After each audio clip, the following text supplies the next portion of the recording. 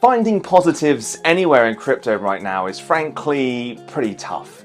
But there is one bright spot somewhere you may not have expected one. NFTs. We are a long way from the heady days of 2021, but sales of non-fungible tokens have just ticked up for the first time in 7 months. The total value of NFTs sold in November was 13% higher than the month before, and actually came from fewer sales. The number of individual transactions was down almost 20% in the same period, so fewer buyers are spending more money. And what should we make of this? Well, there is some suggestion it could actually be a sign of the NFT market maturing. The collections that have been doing well in sales are the big name brands. That includes things like Bored Ape Yacht Club and CryptoPunks, among others.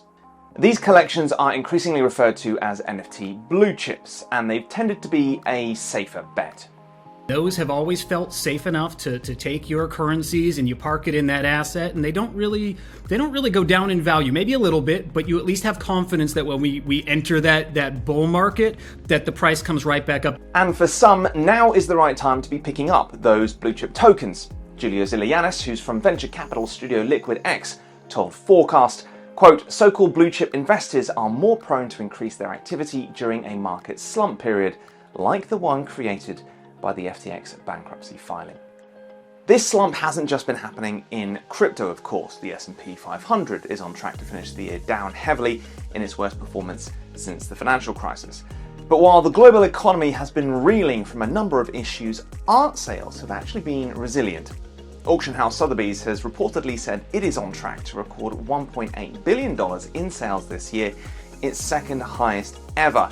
And this is prompting speculation that art NFTs could also prove to be a safe haven.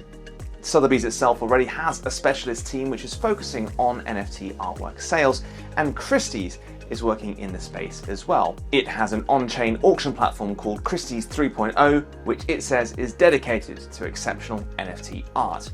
This, say insiders, is still just the early stages of a new phase of art. A good friend of mine, his art went to a traditional art school, and this is years ago, told me that in the future it was going to be art was going to be heavily dominated by AI created artworks, by generative artworks. And again, back then, NFTs weren't even on my radar. I did not even consider that what is happening now is part of what she was talking about and what they were teaching in art schools. However, there are still worries about whether the NFT market is secure enough. Some artworks minted on FTX were recently found to have broken metadata, and some, including Yehuda, believe this can be fixed behind the scenes, but it still highlights big challenges over NFT storage and token custody. If the server your artwork is stored on goes offline for any reason, you still own the token, but you may find you've lost the image itself. CryptoSlam says between 40 and 60% of Ethereum-based NFTs currently have centralized data storage, but there are other options. It's very, very expensive to put artwork on the blockchain, and there's a few projects that do that, like CryptoPunks, like Avastars, and those are held in a higher regard because they are kept on the blockchain. There's other solutions out there that are starting to pop up, something like Club NFT, which will take your artwork with a click of a button, and it will upload that artwork or repin it to IPFS, which is a decentralized storage. So you're not relying on any one person, any one entity to back up your artwork. We have come a long way since the first ever NFT was minted in 2014. That, by the way, was called Quantum, and it was actually forgotten about for years. It then became the subject of a lawsuit after it was rediscovered and sold for almost $1.5 million. Attention to the NFT market, however, has in particular soared since the sale of Beeple's Everydays the first 5,000 days for almost $70 million last year. While some still struggle to see things like Bored Apes or CryptoPunks in quite the same way, things are changing. I picture the day where everybody is collecting art and trading art the same way we all did with, baseball cards, comic books, whatnot, because it's so easy and because traditional art was always so inaccessible to your average person. For the time being, though, NFT prices are likely to remain unpredictable, and some are warning we shouldn't get our hopes up about a recovery quite yet. everyone in the space is excited a little bit, because last year, kind of around this time, we also had a turnaround. We kind of emerged from a bear market.